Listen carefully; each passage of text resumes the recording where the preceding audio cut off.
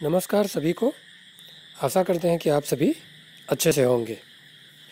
सीखने के क्रम में हम विषय विज्ञान के ही अंतर्गत हमारा इस टॉपिक का पहला भाग सजीवों के लक्षण एवं वर्गीकरण के बाद यह उसका दूसरा भाग है।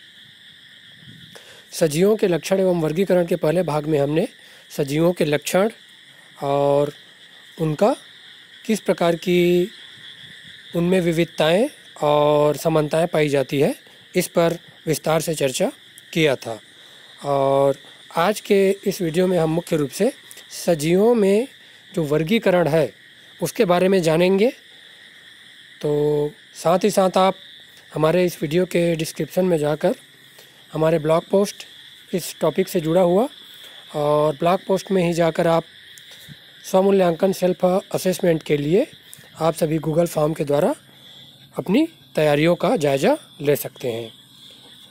तो आज का यह टॉपिक जो है, जैसा हमेशा हमारे विभिन्न जो वीडियो में होता है, कक्षा के साथ ही साथ विभिन्न कक्षाओं के साथ ही साथ प्रतियोगी कॉम्पिटिटिव एग्ज़ाम के लिए भी महत्वपूर्ण होता है और इसमें इम्पोर्टेंट पॉइंट को संजोया गया है। तो चलिए आज का वीडियो हम शुरू करते हैं। सजीवों का वर्गीकरण, जैसा हम चित्र में देख पा रहे हैं, क्लासिफिकेशन ऑफ लिविंग ऑर्गेनिज्म। मुख्य रूप से सभी सजीवों को दो वर्गों में बांटा गया है। मुख्य रूप से कौन कौन सा? पौधे और जंतु, प्लांट एंड एनिमल। और पौधों का वर्गीकरण की बात करें तो पौधों का वर्गीकरण को हम देखते हैं। पौधों के आकार, उनकी साइज, तने की प्रकृति व जीवन अवधि, मतलब कितने साल उनका जीवन काल है, इसके आधार पर उनका वर्गीकरण किया जा सकता है। तो इन सब के आधार पर इनको 4 श्रेणियों में बांटा गया है। वे 4 श्रेणी क्या क्या है? शाक, हर्ब, झाड़ी, सब और वृक्ष, ट्रीज, और बेल या लता, या इसी को कहते हैं क्रीपर्स। तो ये 4 श्रेणियों में बांटा गया है। शाक, झाड़ी, वृक्ष, लता। चित्र देख पा रहे हैं हम शाक, झाड़ी, वृक्ष और लता के। इनके बारे में और डिटेल में जानते हैं। शाक क्या होते हैं? हर्ब जो होते हैं, ये छोटे आकार के पौधे होते हैं। ये छोटे आकार के पौधे होते हैं जिनका तना क्या होता है? मुलायम और हरा होता है। इसका जीवन काल 1 वर्ष से अधिक नहीं होता, अतः इन्हें 1 वर्षीय पौधे कहते हैं। इनके एग्जाम्पल, उदाहरण जैसे कि धनिया, गेहूँ, धान। हम सभी ने देखा ही है, धनिया, गेहूँ, धान, इन सभी के ये क्या होते हैं? छोटे आकार के होते हैं और इनका तना जो होता है मुलायम और हरा होता है। इसीलिए ये शाक की श्रेणी में आते हैं। दूसरा है झाड़ी या सर्ब। ये मध्यम ऊंचाई के पौधे होते हैं। जिनके तने जो होते हैं शाक की तुलना में क्या होते हैं? अधिक कड़े होते हैं और इनका जीवन 1 से अधिक वर्षों का होता है, अतः इन्हें बहुवर्षीय पौधे कहते हैं। जैसे उदाहरण गुलाब, बेशरम, बेर, ये सभी पौधे हमने दैनिक जीवन में देखा ही होगा। तो ये क्या है? झाड़ी के अंतर्गत आते हैं। तीसरा है वृक्ष, ट्री। ये ऊंचे तथा बड़े आकार के होते हैं, जिनके तने जो होते हैं मोटे तथा बहुत अधिक कड़े होते हैं या काष्ठी होते हैं।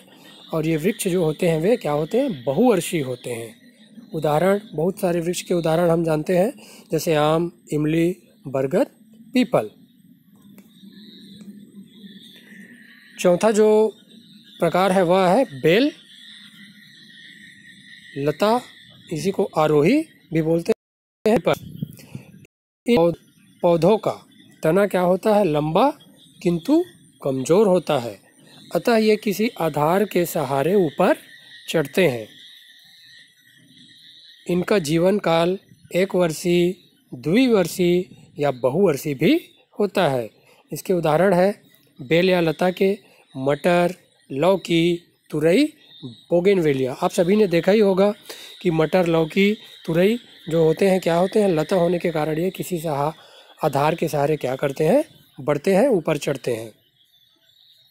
ये हो गया पौधों का जो प्रकार है, मुख्य रूप से 4 प्रकार उनके बारे में। अब देखते हैं जंतुओं का वर्गीकरण मुख्य आधार पर क्या क्या है। तो जंतुओं का वर्गीकरण उनके मेरुदंड यानी कि रीढ़ की हड्डी है या नहीं के आधार पर क्या क्या किया गया है। पहला जो है, जिन जंतुओं के शरीर के किसी भी भाग में, है ना, जिन जंतुओं के शरीर के किसी भी भाग में हड्डी होती है उनमें कशेरुक दंड अवश्य पाया जाता है, और जिनमें रीढ़ की हड्डी पाया जाता है उन्हें क्या कहते हैं, कशेरुकी जंतु कहते हैं या वर्टिब्रेट कहते हैं। जैसे मछली, छिपकली, मेढक, मनुष्य, ये सभी वर्टिब्रेट्स हैं। दूसरा है, जिनमें कशेरुक दंड नहीं पाया जाता उन्हें क्या कहेंगे, अकशेरुकी जंतु या नॉन वर्टिब्रेट्स कहेंगे। जैसे कनखजूरा, केचुआ, जोंक, केकड़ा, घोंघा, ये सभी नॉन वर्टिब्रेट अकशेरुकी जंतु हैं।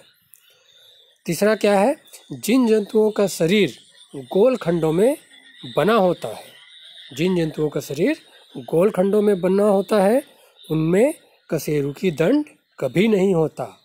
जैसे केचुआ। और कुछ उदाहरण है महत्वपूर्ण, जैसे जली और अंडे देने वाले, मतलब जो जल में रहते हैं और अंडे देते हैं, ऐसे जंतु कौन है, उदाहरण जैसे मछली जल में रहता है और अंडे देता है। दूसरा, जली एवं स्थली अंडे देने वाले, जो जल में भी रहते हैं और स्थल में भी रहते हैं, अर्थात उभयचर, और अंडे देते हैं, वे उनके उदाहरण है मेढक। तीसरा, शरीर सल्कों से ढका रहता है और अंडे देते हैं या अंडे देने वाले, तो शरीर सल्क से किनका ढका रहता है और अंडे देते हैं, उदाहरण है सांप। चौथा, शरीर पंखों से ढका होता है और अंडे देने वाले हों, के उदाहरण जैसे पक्षी। पांचवा, शरीर पर बाल पाए जाते हैं और बच्चों को जन्म देते हैं, इसके उदाहरण के रूप में आते हैं स्तनधारी, जितने भी स्तनधारी हैं वे इनमें आते हैं। तो आज के वीडियो में हमने मुख्य रूप से विज्ञान विषय के अंतर्गत एक महत्वपूर्ण टॉपिक सजीवों के लक्षण एवं वर्गीकरण में आज उनके वर्गीकरण के बारे में जाना इस दूसरे भाग में। और पहला भाग आप सभी ने नहीं देखा तो उसे अवश्य देखिए। साथ ही साथ आप सभी हमारे इस चैनल को सब्सक्राइब और लाइक करें, ताकि और आगे जो महत्वपूर्ण एजुकेशनल वीडियो हम लगा रहे हैं उनका तुरंत आपको नोटिफिकेशन मिल जाए, आपको तुरंत उसका मैसेज मिले। तो धन्यवाद आप सभी को हमारे साथ जुड़े रहने के लिए। आगे भी ऐसे एजुकेशनल वीडियो देखने के लिए हमारे साथ जुड़े रहिए। धन्यवाद।